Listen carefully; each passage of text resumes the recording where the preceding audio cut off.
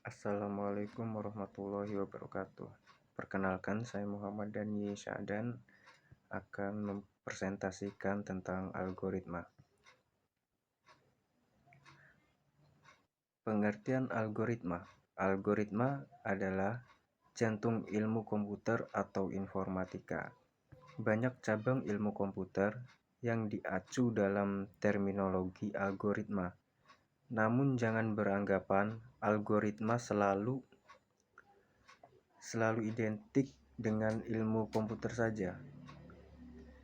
Dalam kehidupan sehari-hari, banyak terdapat proses dinyatakan dalam suatu algoritma. Ditinjau dari asal-usul katanya, kata algoritma sendiri mempunyai sejarah yang aneh. Orang yang menemukan kata algoritma, yang berarti proses menghitung dengan angka Arab, atau dikatakan algoris. Jika Anda menghitung menggunakan angka Arab, para ahli bahasa berusaha menemukan asal kata ini, namun hasilnya kurang memuaskan. Akhirnya para ahli sejarah matematika menemukan asal kata tersebut yang berasal dari nama penulis buku Arab yang terkenal, yaitu Abu Ja'far Muhammad ibnu Musa al-Khwarizmi. Rumus masalah dan tujuan. Rumus masalah. Apa itu algoritma? Tujuan untuk memenuhi tugas mata kuliah logika pemrograman. 2. Bagaimana contoh menyelesaikan suatu masalah menggunakan algoritma? Menjelaskan penyelesaian suatu masalah menggunakan algoritma dalam kehidupan sehari-hari. Apakah fungsi dan manfaat algoritma? Menjelaskan pengertian algoritma. Fungsi dan manfaat algoritma. Pada dasarnya, fungsi utama dari suatu algoritma adalah agar mampu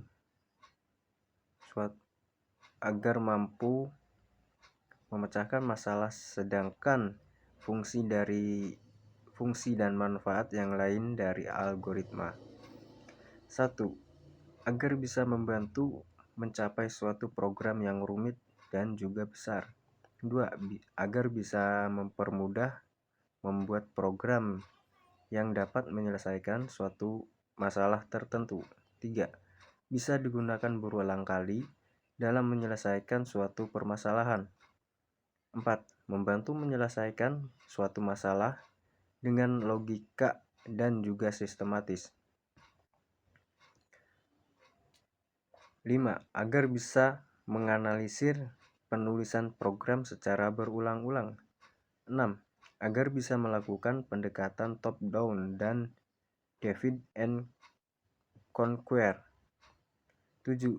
Agar mempermudah pembuatan program yang lebih terstruktur. 8. Mempermudah proses modifikasi pada suatu program karena bisa dilakukan hanya pada satu modul saja, tanpa mengubah modul yang lainnya. 9. Mampu membantu menemukan kesalahan karena alur kerja yang jelas. 10. Mempermudah berbagi proses dokumentasi. Dalam kehidupan sehari-hari, terdapat banyak proses yang dinyatakan dalam suatu algoritma. Contohnya, jika membuat algoritma memasak mie instan, contohnya seperti di bawah ini. Yang kedua, algoritma mencuci piring.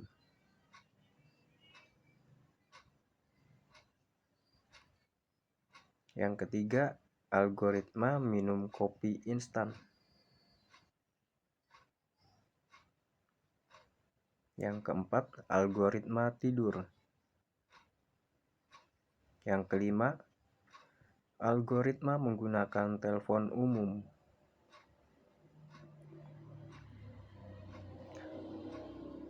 Algoritma dalam bentuk kalimat deskriptif.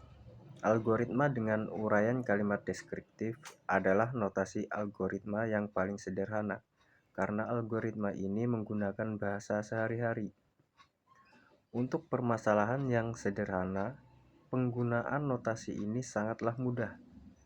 Akan tetapi untuk permasalahan yang lebih kompleks dan rumit, penggunaan notasi ini akan lebih sulit dan seringkali terjadi ambigu dalam langkah-langkah penyelesaian masalah. Oleh karena itu, untuk kasus-kasus yang lebih kompleks, penggunaan notasi ini jarang sekali bahkan tidak digunakan. Algoritma dalam bentuk kalimat flowchart. Seperti yang dituangkan oleh Fadilah dalam makalah flowchart tahun 2020 bulan 3. Membuat algoritma dalam bentuk flowchart akan ada beberapa petunjuk yang harus diperhatikan, seperti flowchart digambarkan dari halaman atas ke bawah dan dari kiri ke kanan. 2.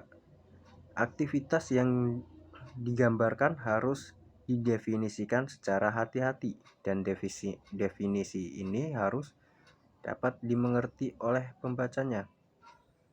3. Kapan aktivitas dimulai dan berakhir harus ditentukan secara jelas. 4. Setiap langkah dari aktivitas harus diuraikan dengan menggunakan deskripsi kata kerja, misalkan menghitung pajak penjualan. 5. Setiap langkah dari aktivitas harus berada pada urutan yang benar. 6. Lingkup dan rank dari aktivitas yang sedang digambarkan harus ditelusuri dengan hati-hati. Percabangan-percabangan yang memotong aktivitas yang sedang digambarkan tidak perlu digambarkan pada flowchart yang sama. Simbol konektor harus digunakan dan percabangannya diletakkan pada halaman yang terpisah atau menghilangkan seluruhnya bila percabangannya tidak berkaitan dengan sistem. 7. Gunakan simbol-simbol flowchart yang standar. Perlu diperhatikan juga simbol-simbolnya. Algoritma dalam bentuk kalimat pseudokode adalah algoritma yang bentuknya strukturnya sangat mirip dengan bahasa pemrograman. Kasusnya bahasa pemrograman struktur seperti Pascal.